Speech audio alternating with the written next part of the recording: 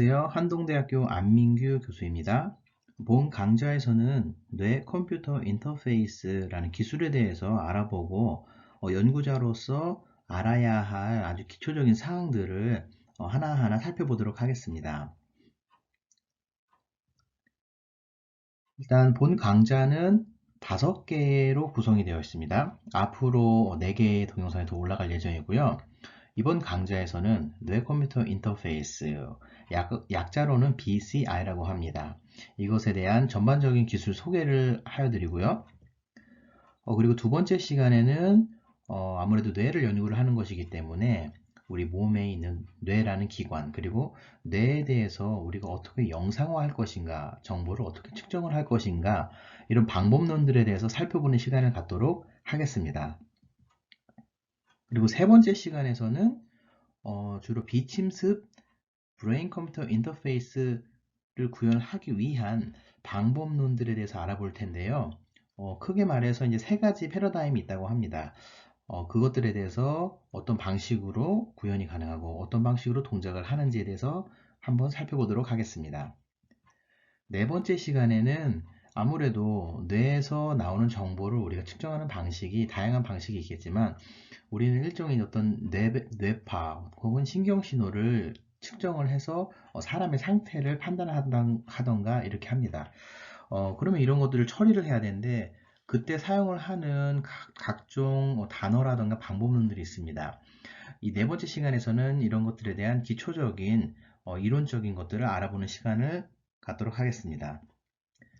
그런 다음 마지막으로는 BCI 연구를 시작하시는 분들이 정보를 얻을 수 있는 곳, 그리고 어떤 책이라던가 그리고 어떤 학술대회라던가 그리고 연구를 하기 위한 소프트웨어 플랫폼들 어떤 도움을 받을 수 있는지에 대해서 한번 알아보는 시간을 갖도록 하겠습니다. 이 강의는 전반적으로 보신 것처럼 아시겠지만 뇌 컴퓨터 인터페이스에 대해서 관심이 있으신 초보자분들 그리고 이제 연구를 시작을 하시려는 이제 연구에 진입을 하신 분들에 대해서 도움을 드리고자 기획이 되었고요. 이런 전반적인 과정들을 살펴보면서 뇌 컴퓨터 인터페이스가 어떻고 어떻게 연구를 해 나아가면 되겠다라는 것에 대한 감을 잡으실 수 있으면 좋겠습니다. 네, 먼저 뇌 컴퓨터 인터페이스에 대한 전반적인 소개를 오늘 이 시간에 다루도록 하겠습니다. 뇌 컴퓨터 인터페이스, 영어로는 브레인 컴퓨터 인터페이스라고 하고요. 약자로는 BCI라고 합니다. 아무래도 많은 분들이 위키피디아를 많이 참조를 하실 텐데요. 실제로 제가 그곳을 가보니까 굉장히 많은 정보들이 있어요. 물론 이제 학술적으로 정말 분명한 정보이냐라고 이렇게 얘기를 하면은 꼭 이렇게 말을 할 수는 없겠지만 그럼에도 불구하고 굉장히 많은 논문들이 사이테이션이 되어 있고요. 거기 있는 말들이 굉장히 의미 있는 것들이 있어서 제가 좀 발제를 해 보았습니다.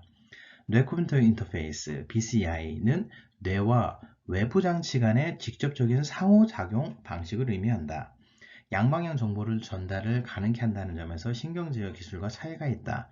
인간의 인지 능력이나 감각, 운동 기능을 탐구하고 지도화하며 보조, 증진, 치유하는 것과 연관된다. 때로는 어떤 분들은 브레인 컴퓨터 인터페이스는 뇌에 있는 신호를 컴퓨터가 읽어서 활용을 하는 것이라고 생각을 하고 또 어떤 분들은 컴퓨터 투 브레인 인터페이스를 좀 뇌를 자극을 하는 그런 방법론의 의미로 바라보시는데요. 제가 보기에는 뇌와 컴퓨터가 전반적으로 상호작용하는 그런 기술을 모두가 BCI에 포함된다라고 볼 수가 있을 것 같습니다. 이것이 이제 사용되는 예는 다양한 것 같은데요. 여기 나온 것처럼 신경을 제어를 하거나 인간의 인지 능력, 감각, 운동 기능을 탐구하고 혹은 인간의 그런 뇌가 어떻게 기능적으로 되어 있는지를 알아가거나 이런 정보들을 활용을 해서 사람의 삶을 조금 더 질을 높일 수 있도록 기술을 개발을 하는, 애플리케이션을 개발하는 그런 전반적인 범위가 BCI가 활용될 수 있는 부분이라고 할 수 있겠습니다. 간혹 가다가 다양한 말로써 이렇게 소개가 되기도 하는데요. 브레인 컴퓨터 커뮤니케이션, 마인드 컨트롤드 머신, 브레인 컴퓨터 인터페이스, 뉴럴 인터페이스, 마인드 리딩 머신, 브레인 머신 인터페이스, Mind-Machine Interface, Thought Translation Device. 뭐 이렇게 다양하게 소개가 됩니다. 영화라던가 뉴스라던가 대부분 비슷한 것이라고 여러분들이 같은 범주라 생각을 하시면 되겠습니다. 네, 사람의 뇌와 그리고 외부 세상을 연결을 한다. 굉장히 공상과학 같은 이야기이고요. 영화라던가 소설에서만 봤을 법한 그런 이야기도 있잖아요. 네, 맞아요. 우리가 영화 이런 데서 많이 봤어요. 지금 나오는 이 영화는 매트릭스죠. 굉장히 유명하고요. 키아누 리브스를 굉장히 대단한 입지에 올려준, 그리고 SF 영화계에서도 굵직한 발자취를 남긴 그런 영화입니다. 이 영화에서의 장면이 굉장히 인상 깊은데요. 사람이 어떤 전선을 통해서 머리랑 연결을 해서 매트릭스라는 그런 가상의 세계에서 삶을 살아간다라는 그런 과정을 그리고 있었고요. 또 아바타라는 영화에서는 아예 인공신체, 외계인 종족의 인공신체를 만들어서 그 신체를 멀리서 원격지에서 컨트롤한다라는 설정이 있었습니다. 그리고 이 영화는 아시는가 모르겠어요. 소스코드라는 영화이고요. 여기 나오는 사람처럼 상반신만 남으신 분인데 뇌랑 직접적으로 컴퓨터를 연결을 한 다음에 가상의 세계 안에만 있는 거예요. 자기는 사실은 그 안에 있는지도 몰랐었는데 나중에 이제 그런 과정을 알게 되죠. 마지막으로는 퍼시픽 림이라는 거대한 로봇을 컨트롤하는 그런 영화인데요. 이 영화에서는 사람과 사람의 뇌도 연결을 한다. 여기 영화의 설정에서는 드리프트라는 말을 사용을 했는데요. 이런 것까지도 영화에서 많이 보여줬습니다. 사실 뇌 컴퓨터 인터페이스라는 이런 기술이 이제는 굉장히 우리한테는 어쩌면 좀 익숙한 것 같기도 합니다. 네. 그러면은 이 BCI라는 이 기술에 대해서 어떤 발자취들이 있었는가를 한번 알아보도록 하겠습니다. 1929년에 한스 베르거라는 독일의 의사이면서 과학자인 분이 사람의 두피에서 뇌파가 측정된다라는 것을 발견을 하고 그 다음에 실제로 그런 뇌파의 파형을 논문에다 실어서 학술지에 보고를 했습니다. 이때 자신의 아들의 뇌파를 측정을 했다고 하더라고요. 네, 그리고 1973년에 UCLA에 있는 제이 비달이라는 굉장히 유명하신 연구원이 BCI라는 말을 도입을 하기 시작하셨어요. 이때 논문이 1973년 논문이고 Toward Direct Brain Communication 이라는 논문에서 소개를 했고요. 이 논문 안에 있는 피겨를 제가 가지고 왔는데요. 가운데 인터페이스 컨트롤러 박스가 있고 그 다음에 IBM과도 연결이 되고 그리고 이제 실험을 수행을 하는데 컨트롤하는 컨트롤 오브 익스페리먼트가 있고 바이오 시그널이 이제 인풋으로 들어오고 그 다음에 피드백이 아웃풋으로 나가는 이런 구조를 제안을 한 거죠. 우리가 보통은 BCI라고 볼 때 클로즈드 루프라고 많이 이야기를 하는데요. 뇌파 혹은 뇌에 어떤 영상 정보가 들어와서 그 정보를 해석하고 외부 세상이랑 연결이 되어서 피드백을 전달을 하는 즉 사람의 뇌파가 나오고 그것이 분석이 된 결과가 피드백으로 사람에게 또 들어가는 이런 클로즈 루프가 있는 것을 우리는 BCI의 특징이라고 이야기를 합니다. 아마 이 부분에 대해서는 다음에 한 번 더 이야기를 할 예정입니다.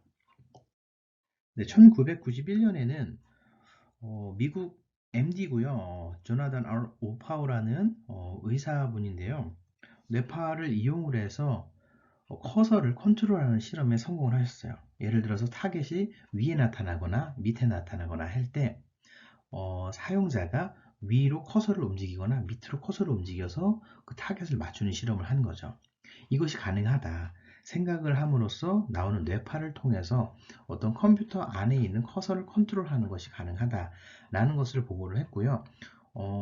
근 몇 년 전에는 이제 3디멘전 스페이스에서 3차원 안에서 움직이는 것도 가능하다는 것을 연구 결과로 보여준 바가 있습니다.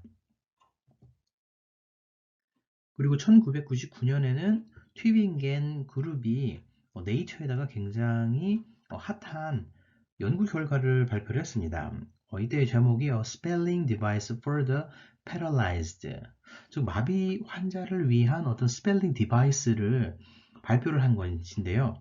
실제로 그 분이 환자분이 뇌파를 이용한 문자 타자기를 사용을 해서 글자를 타이핑한 결과가 지금 여기 나온 거예요. 논문에다가 이렇게 피규어로 실어져 있었고요. 대단한 거였죠. 이제 마비 환자도 이제는 BCI 스펠러를 사용을 해서 외부와 소통을 하거나 내가 표현하고 싶은 말을 충분히 전달을 할 수가 있다. 라는 것이 이제 연구 결과로 보여진 것이니까요. 2006년에는 브레인 게이트 프로젝트가 발표가 됐고요. 이 연구는 사람의 두개골을 열고 코르텍스, 피질 부분에다가 여기 나오는 이 그림과 같은 아주 작은 전극을 삽입을 하고 뉴런, 신경세포의 신호를 읽어드리도록 했어요. 그리고 외부하고는 이런 인터페이스가 뼈에 붙여서 이제 외부와 통신을 할 수 있게 제공을 했고요. 여기 보게 되면은 이 사람의 머리 두부에 뭐가 하나가 딱 달려있는 것처럼 보이는데 이것이 바로 뇌파를 읽어드려서 컴퓨터 시스템으로 보내주는 그런 선이 되는 거죠. 즉 이 사람이 어떤 행동을 통해서 뇌파를 제너레이션 하면은 그것을 해석을 해서 컴퓨터 시스템에 반영하는 이런 연구를 시작을 한 겁니다. 브레인 게이트, 참 이름도 굉장히 잘 지은 것 같아요. 2008년에는 원숭이가 로봇 팔을 조종을 했다라는 연구 결과가 보고가 됐습니다. 네이처예요. 피츠버그 유니버시티의 연구팀에 의해서 이것이 결과가 보고가 됐고요. 이때는 원숭이가 팔이 움직일 수 없는 상태로 묶여있는 채로 머리에 칩을 받고 그 다음에 뇌파를 측정을 하는 이런 시스템과 연결되어 있었는데요. 수개월 동안 훈련을 하면서 이 원숭이가 로봇팔을 조종을 하는 방법을 터득을 한 거죠.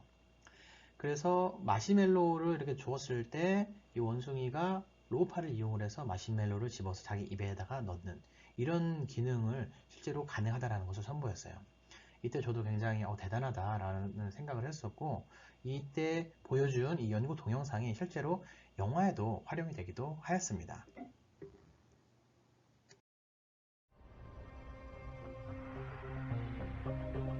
What you're telling me is that the monkey is operating this arm with nothing but his thoughts. Absolutely.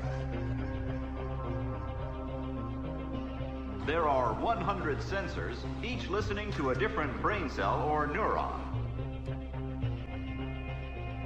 Physically disabled people will be able to operate fully synthetic bodies.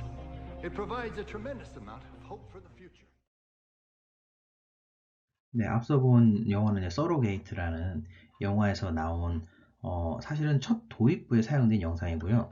원숭이가 로봇팔을 조종을 해서 이제 어떤 먹이를 먹었다. 그리고 그 다음 장면에 나오는 것이 사람이 휠체어에 앉아 있는 상태로 머리에 빨간 색깔 모자를 쓰고 휠체어를 컨트롤하는 장면이 있었는데요. 그 장면도 실제로 가능한 그리고 실제로 이제 발표된 연구 동영상을 활용한 것으로 알고 있습니다. 굉장히 인상 깊었어요, 저는.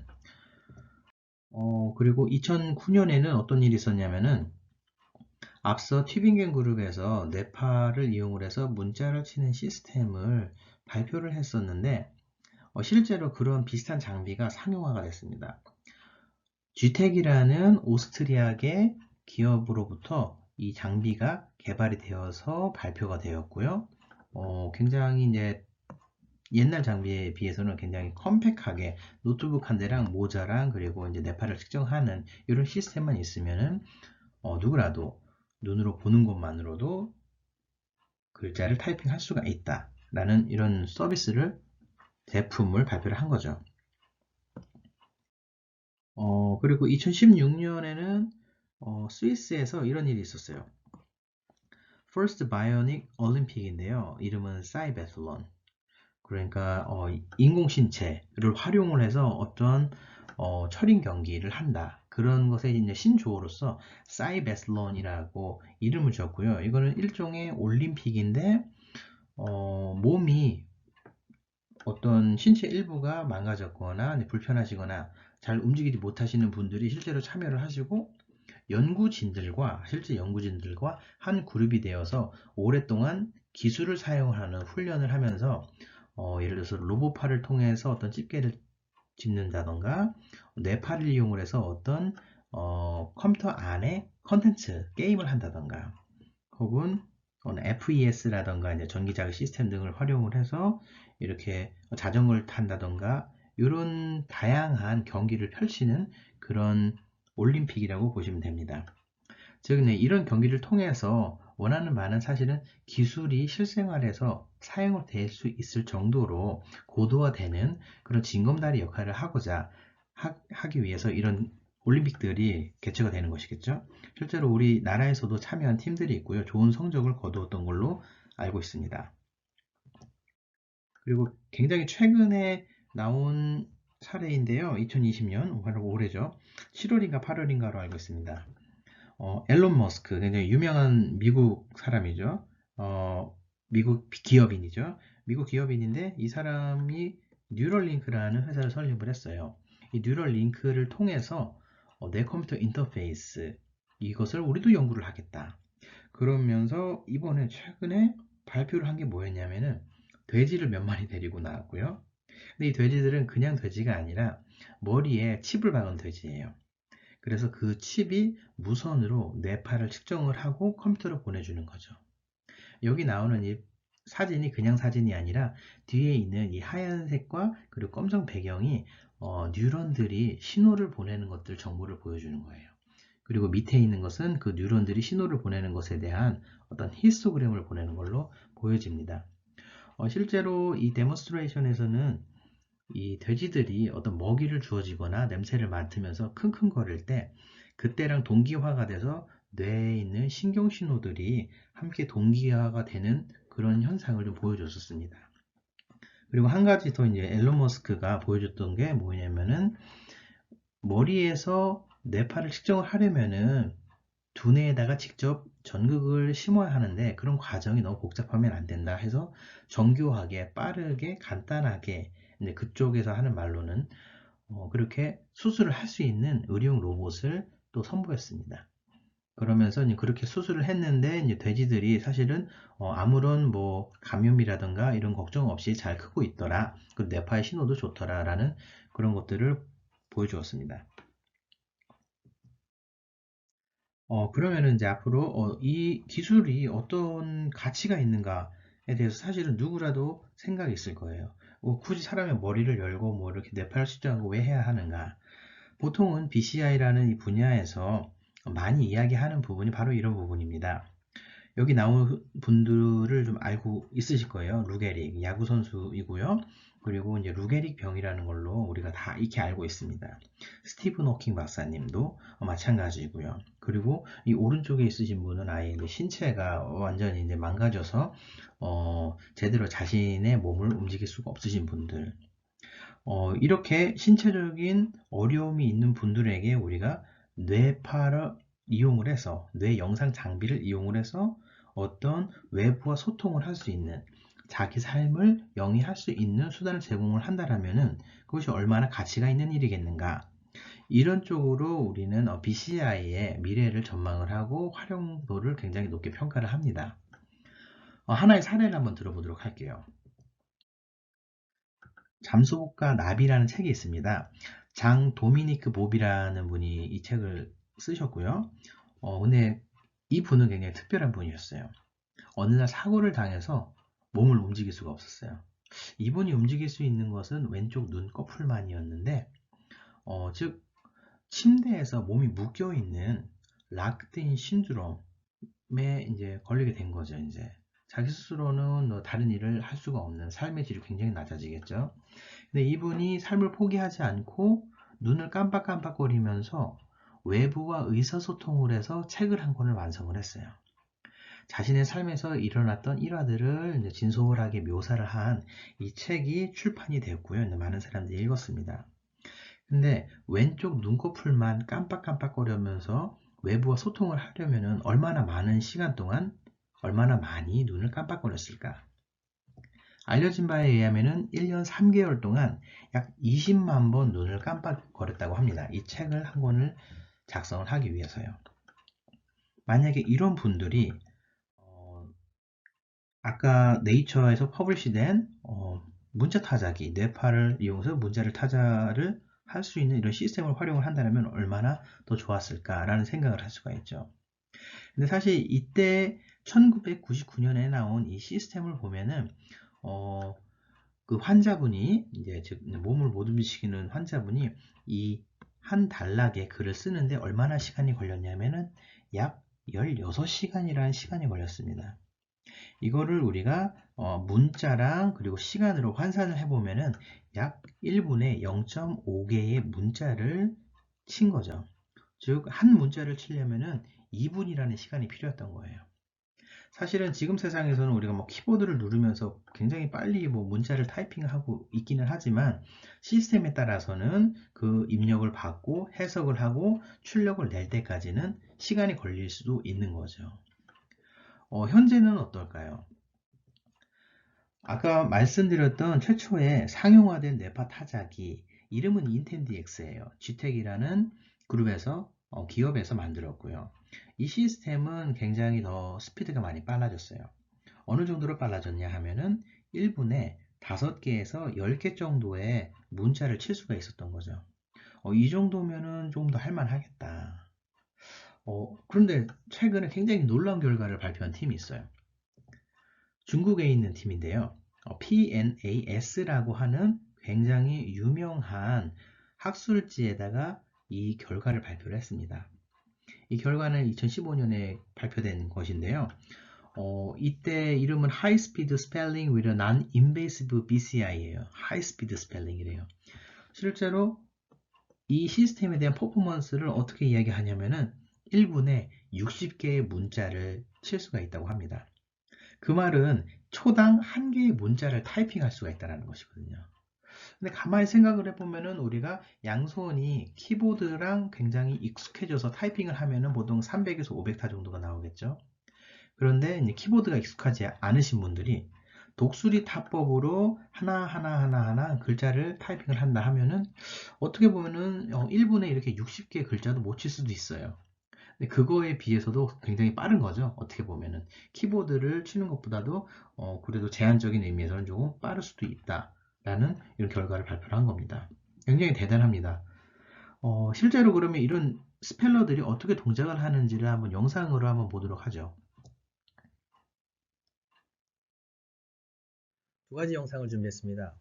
왼쪽에 있는 영상 같은 경우에는 기존의 P300 스펠러 방식을 그대로 활용을 하고 있는 것인데요. 즉 가로 세로가 깜빡깜빡거리면서 글자를 타이핑하는 겁니다. 지금 현재 V를 쳤고 이 사람이 I를 쳐다보고 있고 그 다음에 I가 디텍션이 됐고요. 그 다음에 다른 글자를 치고 싶을 때 또 다른 글자를 쳐다보고 있으면은 그 글자에 대한 뇌파가 분석이 되면은 그 글자를 또 타이핑하는 이런 일반적인 P300 스펠러 시스템입니다. 반면에 오른쪽 같은 경우에는 중국 팀에서 만든 하이스피드 BCI 스펠러인데요.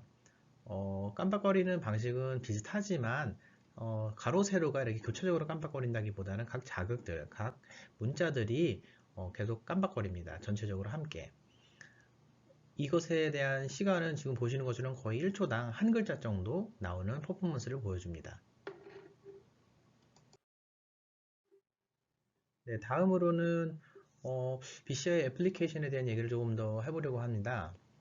BCI 애플리케이션을 지금까지는 커뮤니케이션, 스펠러 이런 관점에서만 몇 가지 봤는데 또 어떤 분야에서 활용이 될 수가 있을 것인가. 이 시나리오를 유럽에 있는 BNCI라는 커다란 뇌파 연구를 하는 그룹이 모여서 만든 보고서에서 나와 있는 것을 제가 발췌를 했는데요. 크게 한 5가지 정도로 유즈케이스 시나리오를 나눕니다.